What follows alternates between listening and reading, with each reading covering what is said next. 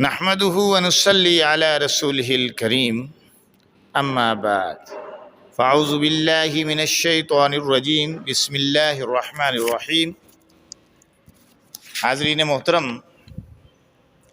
اعتکاف کی شرعی حیثیت اور فضیلت کے بارے میں کچھ عرض کرنا چاہتا ہوں۔ سب سے پہلے اعتکاف کے مقصد پر غور کرتے ہیں۔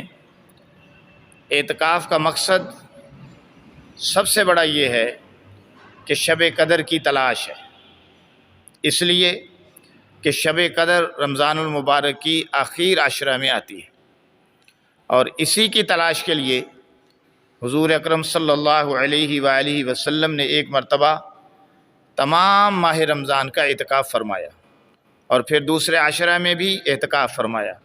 پھر ترکی خیمہ سے سر باہر نکال کر ارشاد فرمایا کہ میں نے پہلے عشرہ کا اعتکاف شب قدر کی تلاش اور اہتمام کی وجہ سے کیا، پھر اسی وجہ سے دوسرے عشرہ میں بھی ایسا کیا۔ پھر مجھے کسی بتلانے والے نے بتلایا، یعنی فرشتے نے بتایا کہ وہ رات آخر عشرہ میں ہے، لہٰذا جو لوگ میرے ساتھ اعتکاف کر رہے ہیں وہ آخر عشرہ کا بھی اعتکاف کریں۔ مجھے یہ رات دکھائی گئی تھی، پھر بھلا دی گئی۔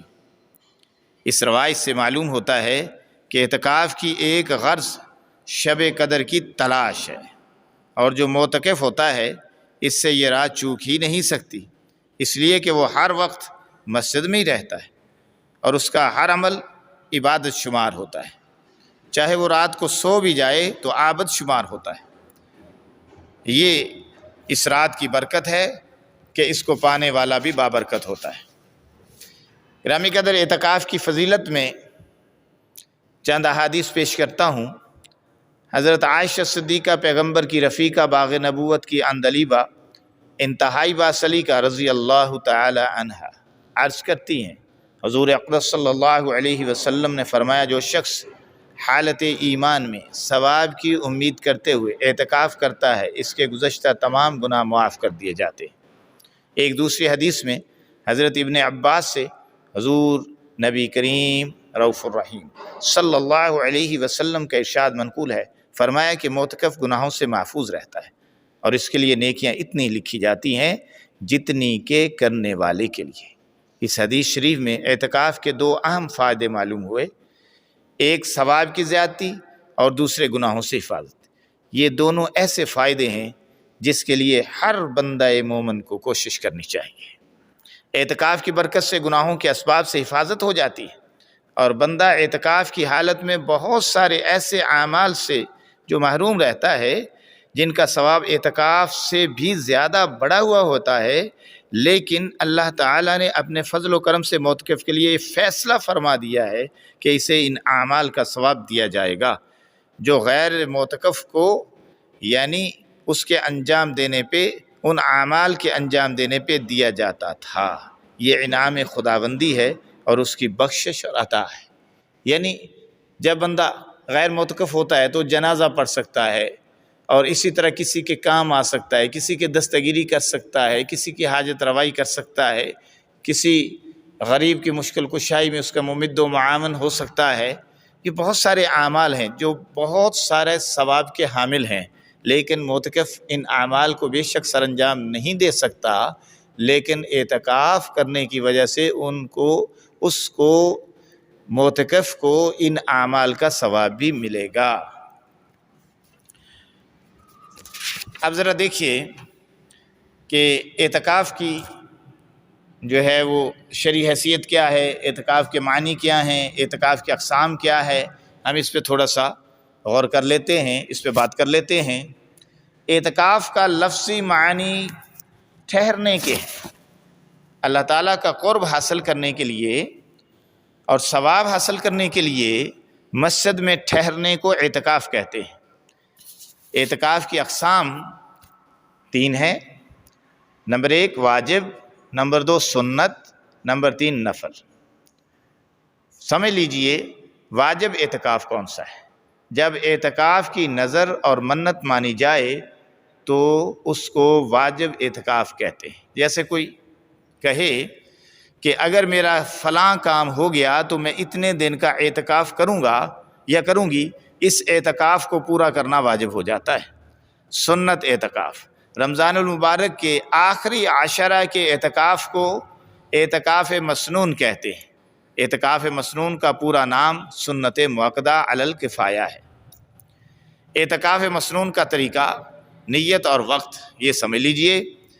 رمضان المبارک کی 20 تاریخ کو عصر کے بعد سورج غروب ہونے سے پہلے اللہ تعالیٰ کی خوشنودی کے لیے آخری عشرہ کے اعتکاف کی نیت کر کے مسجد میں داخل ہو جائے، اور جب شرعی طور پر عید کے چاند کا ثبوت ہو جائے تو اعتکاف ختم کر لے، یعنی شرعی طور پر چاند نظر آ جائے، اور یہ غروب آفتاب کے بعد ختم ہو جائے گا۔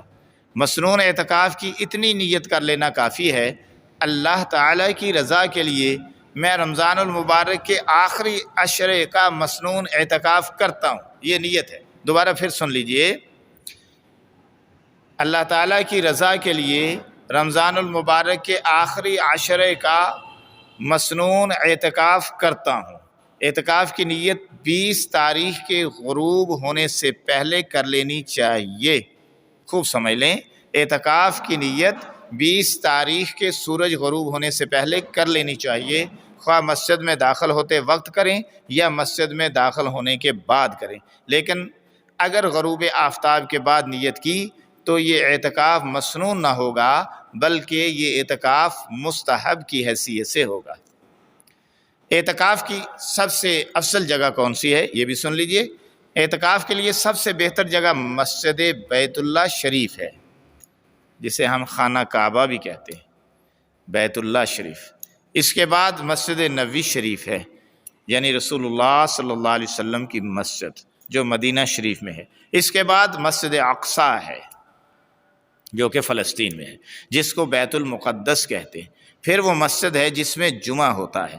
پھر محلہ کی وہ مسجد ہے جس میں نمازی زیادہ آتے ہیں، اور اگر محلہ میں جامع مسجد بھی ہے لیکن 5 وقتہ نمازی کم آتے ہیں، اور دوسری مسجد میں جہاں جمعہ نہیں ہوتا اس میں نمازی زیادہ ہوتے ہیں، تو اس صورت میں جامع مسجد میں ہی جہاں جمعہ ہوتا ہے اعتکاف کرنا افضل ہے، کیونکہ نماز جمعہ کے لیے باہر معتکف کو باہر جانا نہ پڑے گا۔ نفلی اعتکاف، اللہ تعالیٰ کا قرب اور ثواب حاصل کرنے کے لیے اعتکاف کی نیت سے مسجد میں ٹھہرنے کو نفلی اعتکاف کہتے ہیں۔